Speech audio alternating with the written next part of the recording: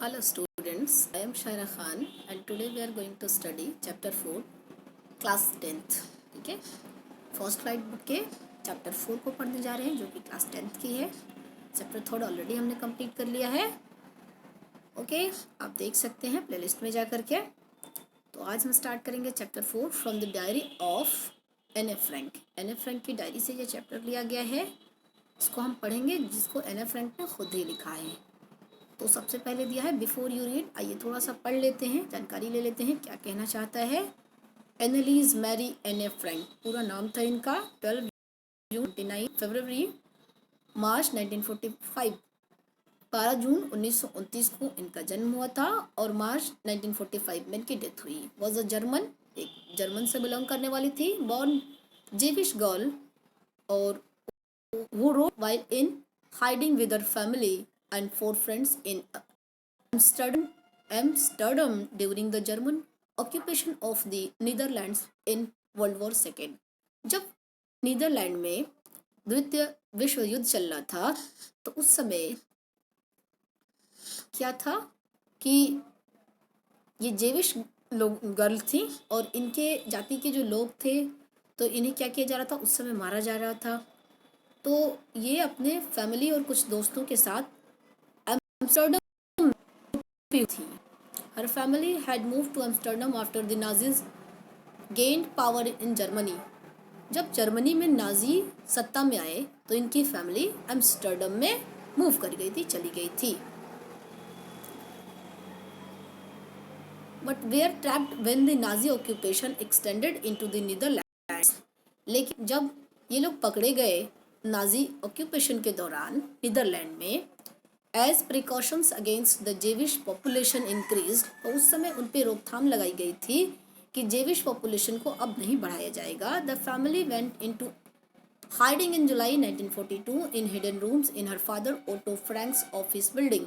तो उस समय इनका जो परिवार था, जुलाई का महीना था 1942 में, ये लोग उनके पिता का जो ऑफिस बिल्डिंग था, पिता का नाम है देखिए ओटो फ्रैंक, उनके ऑफिस बिल्डिंग के एक रूम में छुपे हुए थे. आफ्टर 2 years इन हाइडिंग, और 2 साल तक छुपे रहे. उसके बाद the group was destroyed and transported to the concentrate camp system where Anne died of typhus in Bergen Belsen within days of her sister. तो उस समय इन्हें वहाँ से दूसरी जगह भेजा गया एक कैंप में, और जहाँ पे इनकी मृत्यु हो जाती है कुछ ही दिनों के अंदर. साथ में इनकी सिस्टर की भी, इनकी सिस्टर का नाम था Margaret Frank. Her father Otto the only survivor of the group. उस ग्रुप के केवल एक ही सर्वाइवर थे, वो थे उनके पिता एन एफ फ्रैंक के. ठीक है. Return to Amsterdam after the war ended. जब वॉर खत्म हुआ तो एम्स्टर्डम वो वापस आए to find that her diary had been saved. उस किसको लेने के लिए, उसकी डायरी को जो कि एन एफ फ्रैंक लिखा करती थी उसको बचाने के लिए. काफी लंबा इंट्रोडक्शन दिया है ना. Convinced that it was a unique record, he took action to have it published in English under the name The Diary of a Young Girl. उन्होंने क्या किया कि इस चीज़ को मनोनीत किया कि ये एक अलग सी यूनिक डायरी होगी, और उन्होंने इसको पब्लिश कराने के लिए एक्शन लिया, पब्लिश कराया इंग्लिश लैंग्वेज में. और इंग्लिश लैंग्वेज में पब्लिश हुआ तो इसका नाम क्या था, diary of a young girl. The diary was given to Anne F Frank for her 13th birthday and chronicles the events of her life from 12 June 1942 until its final entry of 1 August 1944. ये diary N F Frank को उनकी 13वीं जन्मदिन पर 12 जून 1942 को दिया गया था, लेकिन इस पर लिखना शुरुआत किया था 1 अगस्त 1944 को. It was eventually translated from its original Dutch into many languages and become one of the world's most widely read books. और ये डच लैंग्वेज में लिखा गया था, बाद में इसे कई सारे लैंग्वेज में ट्रांसलेट किया गया और जो संसार की सबसे ज़्यादा पढ़ी जाने वाली बुक भी बनी.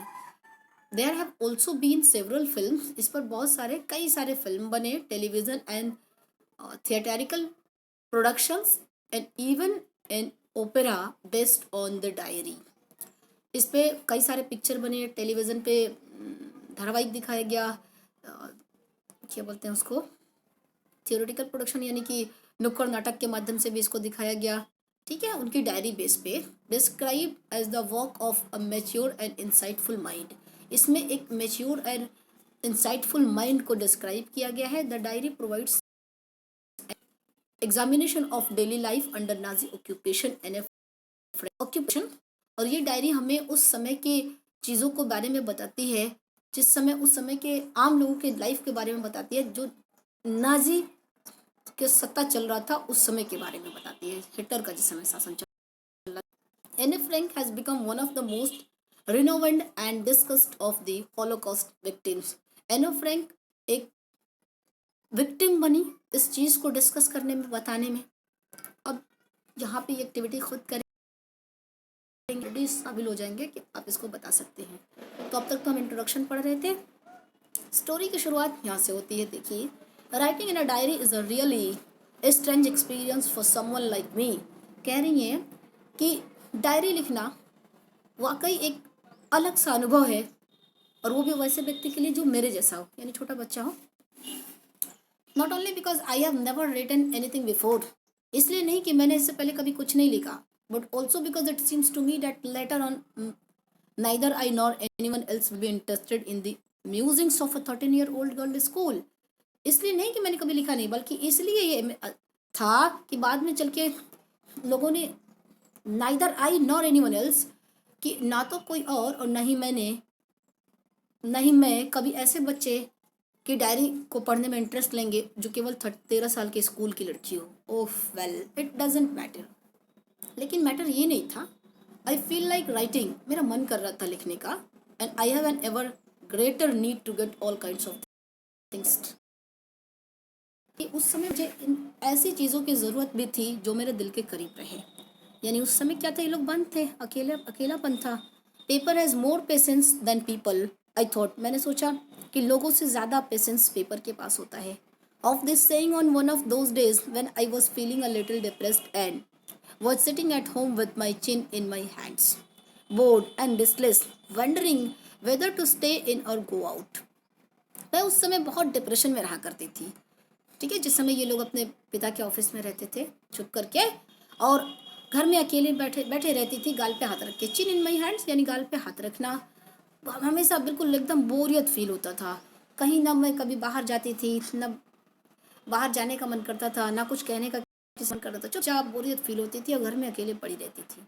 आई finally stayed where I was brooding. Yes, paper does have more patience, and since I am not planning to let anyone else read this stuff, that notebook grandly referred to as a diary, unless I find a real friend, it probably won't make a bit of difference। कह रही कि finally मैंने ये उसके साथ रुकी, किसके साथ, अपनी डायरी के साथ। और मैंने ये डिसाइड किया कि यस, पेपर ऐसी चीज़ें हैं जो किसके पास पेशेंस बहुत ज़्यादा है, और मैं भी नहीं चाहती कि मेरी जो सिचुएशन है, जो मेरे मन के अंदर है, मैं किसी और को बताऊं या कोई मुझे जाने। ठीक है, हालांकि अगर मैं नोटबुक में मैं सारी चीज़ें लिख दूं तो इससे बेहतर कुछ नहीं होगा, इससे रियल फ्रेंड कोई नहीं मुझे मिलेगा, और ये किसी को कुछ बताएगा भी नहीं। जो भी बातें हैं मेरे और इस डायरी के बीच ही रहेगी, और मैं चाहती भी नहीं कि कोई किसी को मैं अपने इस कहानी को बताऊं, या कोई ऐसा दोस्त मैं।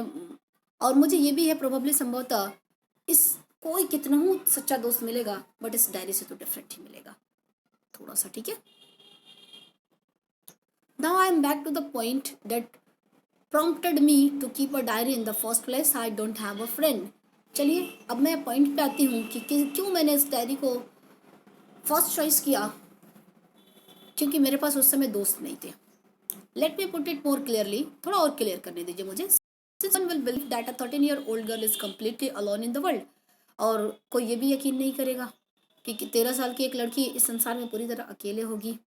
And I'm not, और मैं थी भी नहीं। I have loving parents and a 16-year-old sister, and there are about 30 people I can call friends। मेरे पास लविंग पेरेंट्स थे, अच्छे मेरे माता पिता थे, 16 साल की एक मेरी बहन थी, और भी बहुत सारे लोग थे जिन्हें मैं अपना दोस्त बुला सकती थी। 30 लोग और भी थे। I have a family, loving aunts and a good home. मेरे पास परिवार था, आंटी मेरी थी जो मुझे बहुत मानती थी, एक अच्छा खासा मेरा घर था, परिवार था। No one, no on the surface to have everything except my one true friend. सब कोई था, लेकिन फिर भी उनमें से मुझे दिखता था जो मेरा ट्रू सच्चा दोस्त हो। All I think about when I am with friends is having a good time. जब कभी मैं उनके साथ होती थी तो अच्छा समय बीतता था, ठीक है।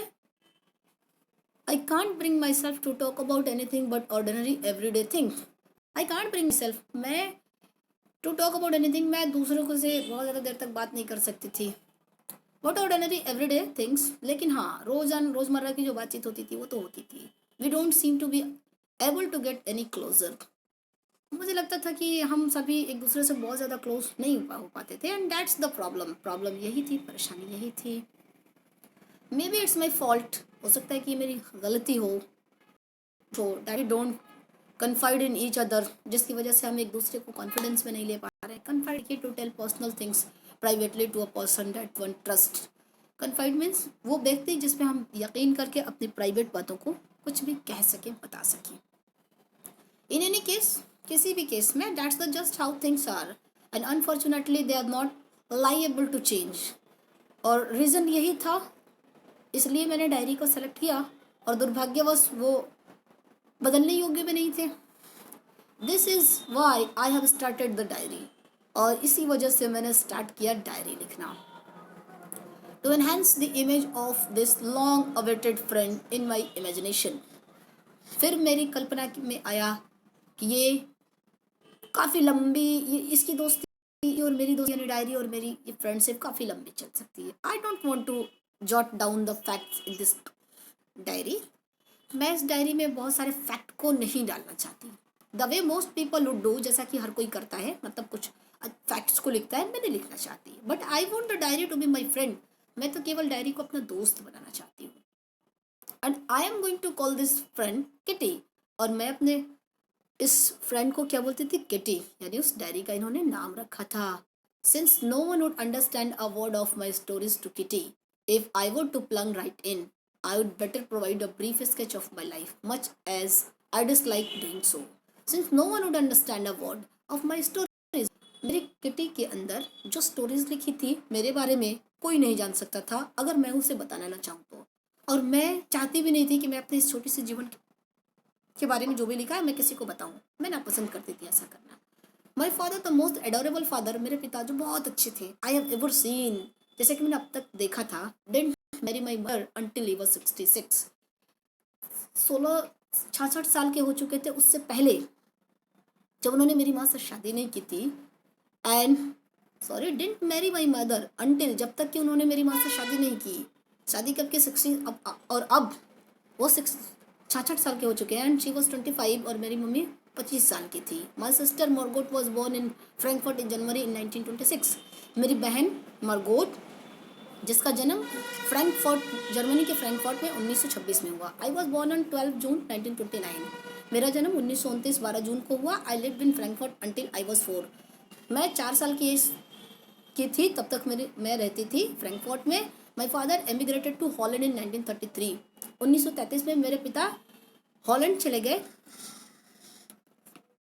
माई mother Edith Hollander Frank went with him to Holland in September. और मेरी माता, जो कि इनका नाम है एडिथ हॉलैंडर फ्रैंक, वो सितंबर महीने में हॉलैंड रहने के लिए चली गई। While Margot and I were sent to Aachen to stay with our grandmother.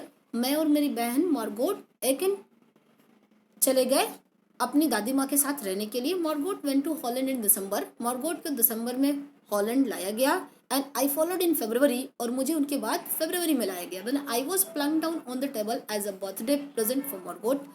और जब मैं सर झुका करके टेबल पर बैठी हुई थी, मेरा जन्मदिन था, तो मार्गोट मेरे पास आई, प्रेजेंट हुई, उपस्थित हुई। I started right away at the Montessori. मैंने शुरू किया था वहाँ स्कूल में पढ़ना, नर्सरी से, मोंटेसरी नर्सरी से। I stayed there until I was 6, और मैं वहाँ पर तब तक थी जब तक कि 6 साल की थी। एट दिस टाइम, और तभी से I started in the first form, मैंने पहली क्लास वहाँ शुरू किया, यानी मॉन्टेसरी ये अपनी 6 फ्रॉम माई टीचर। जब मैं 6 में थी तो मेरी teacher was mister Kopperus the headmistress. मेरी टीचर थी जो कि हेड मिस्ट्रेस भी थी, स्कूल की हेड मास्टर थी।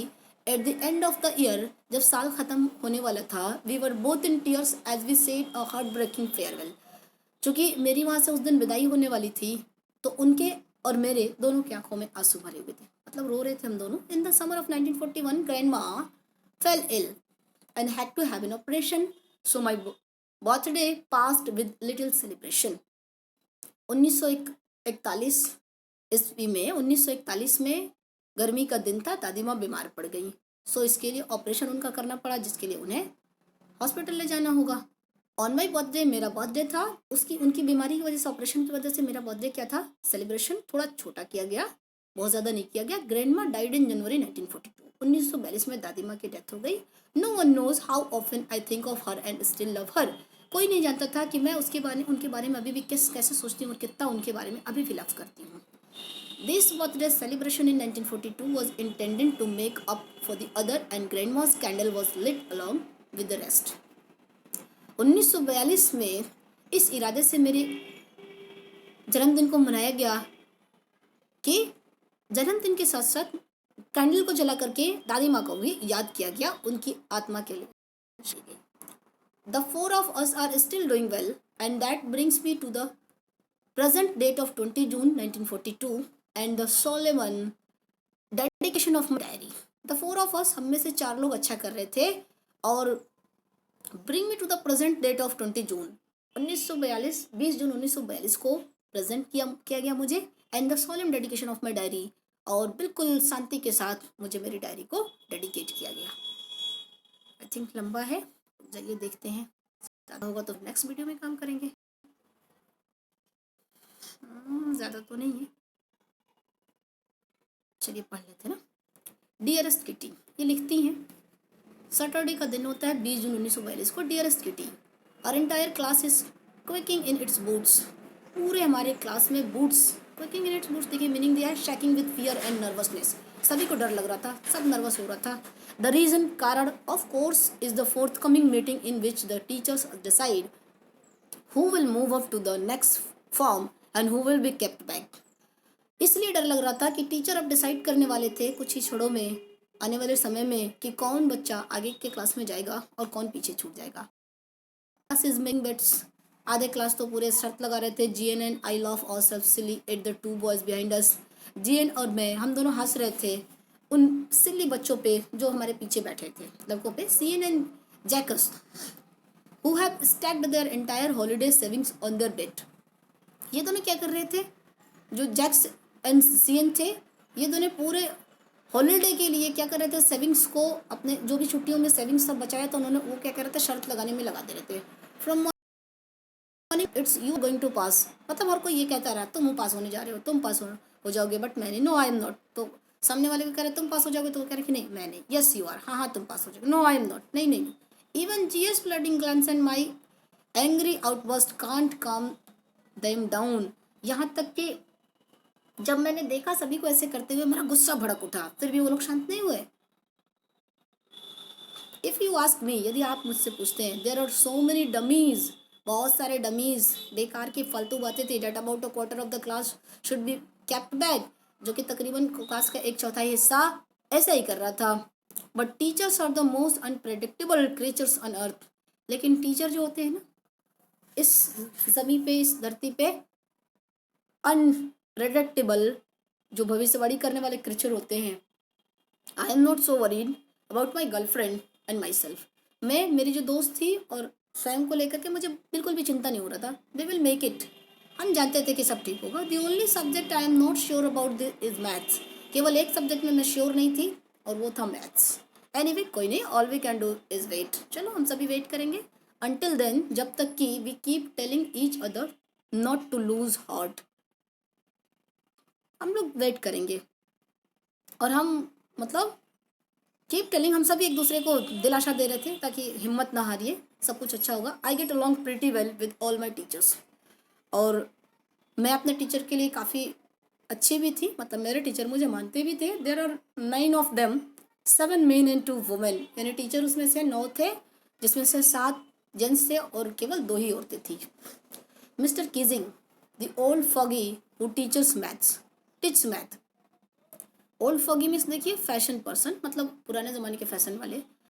तो मिस्टर केसिंग जो कि पुराने ज़माने की हैं, जो कि हमें मैथ्स पढ़ाते हैं, was annoyed with me for ages, बहुत काफ़ी लंबे समय से, बहुत दिनों से वो मुझे हमेशा परेशान किया करते थे। बिकॉज क्योंकि आई टॉक सो मच, मैं बहुत ज़्यादा बात करती थी, इसलिए वो मुझे परेशान करते थे या चिढ़े रहते थे, कह सकते हैं। आफ्टर सेवरल वार्निंग, बहुत बार उन्होंने मुझे वार्निंग दिया। या साइन मी एक्स्ट्रा होमवर्क, उन्होंने मुझे एक्स्ट्रा होमवर्क दिया। एंड ऐसे ऑन दिस सब्जेक्ट, एक सब्जेक्ट में उन्होंने मुझे ऐसे दिया। अ चैटर बॉक्स, सब्जेक्ट क्या था वो? A chatter box.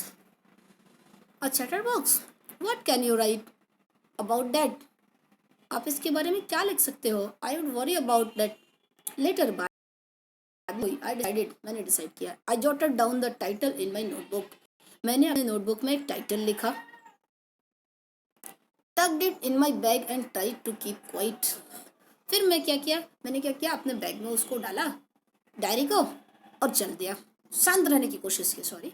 That evening, उस शाम, after I would finish the rest of my homework, और उस शाम मैंने अपने होमवर्क को फिनिश किया। फिनिश करने के बाद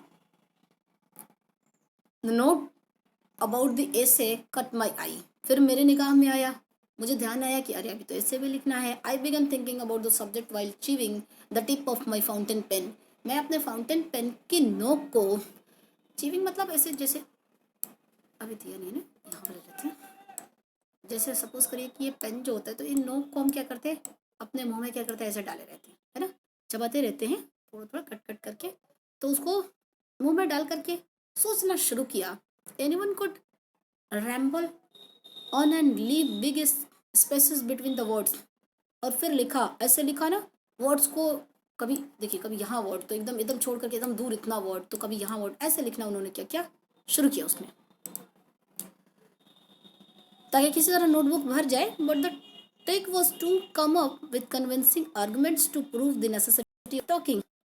लेकिन फिर मुझे ट्रिक आया कि किस तरीके से इस पे प्रूफ किया जा सकता है कि हाँ ये हो सकता है, इस पर लिखा जा सकता है। आई थॉट, मैंने सोचा, एंड थॉट, बहुत सोचा, एंड सडनली अचानक आई हैड एन आइडिया, एक आइडिया आया मेरे विचार, मेरे मन में। आई रोड द 3 पेजेस, मैंने 3 पेज लिखा। Mister Keesing and assign me and was satisfied, जो कि मिस्टर केसिंग ने मुझे असाइन किया था, दिया था, और सेटिस्फाइड भी थे। I argued that talking is a student's trait, मैंने ये उस पर लिखा, बहस किया कि हाँ स्टूडेंट्स की ये ट्रेट होती है बात करना, and that I would do my best to keep it under control, और मैं इसे अपने कंट्रोल में रखने की कोशिश भी करती हूँ। But that I would never be able to cure myself to the habit since my mother talked as much as I did, if not more, and that others not much you can do about inherited traits. लेकिन मैं कभी अपने आप को control नहीं कर पाई इस आदत से, क्योंकि मेरी माँ भी कहती हैं कि ये आई डिड, जितना मैंने बात किया, if not more since my mother talk, चूँकि मेरी माँ कहती है कि मैं बहुत बात की करती हूँ, जितना हो सके उतना, आई डिड, और मैंने किया, if not more, and that there is not much you can do about inherited traits, क्योंकि ये जो ट्रेड्स थी, आदत थी, मुझे इनहेरिटेड, विरासत में मिली थी। Now, Mr. Casing had a good laugh at my arguments. But when I proceeded to talk my way through the next lesson, he assigned me a second essay. जब मिस्टर केजिंग इस चीज़ को पढ़ते हैं तो मेरे आर्गुमेंट को देखकर वो हंसते हैं, और फिर मुझे क्या करते हैं कि एक और लेसन देते हैं। This time it was suppose to be on an incorrigible, incorrigible का देखिए मीनिंग दिया है, something that cannot be corrected, a bad quality, यानी एक ऐसी बुरी आदत जिसे करेक्ट नहीं किया जा सकता। एन इनकॉरिजिबल चैटर बॉक्स, इस बार उन्होंने एक ऐसा टॉपिक दिया जिसका नाम था an incorrigible chatterbox. I handed it in, मैंने हाथ में लिया, and mister Keesing had nothing to complain about for 2 whole lessons. Mister Keesing को इन दोनों लेसन पे कोई कंप्लेन नहीं था। हाउएवर, फिर भी during the third lesson he would finally had enough, अब उन्होंने तीसरा लेसन दे दिया मुझे। Anne a Frank as punishment for talking in class, Anne Frank को पनिशमेंट मिला था क्योंकि वो क्लास में बात करती। राइट एंड ऐसे एंड टाइटल, इस बार उसको ऐसे मिला था, टाइटल क्या था, quack quack quack said mister Chatterbox, बतख की बोली थी, है ना, उस पे मिला था इस बार। द क्लास रोड, क्लास पूरा दहाड़ रहा था। I had to laugh too, मैं भी हंस रही थी, मुझे भी हंसना पड़ा उनके साथ। दो nearly exhausted my ingenuity on the topic of chatterbox, मैं इस chatterbox पे लिख लिख करके थक चुकी थी।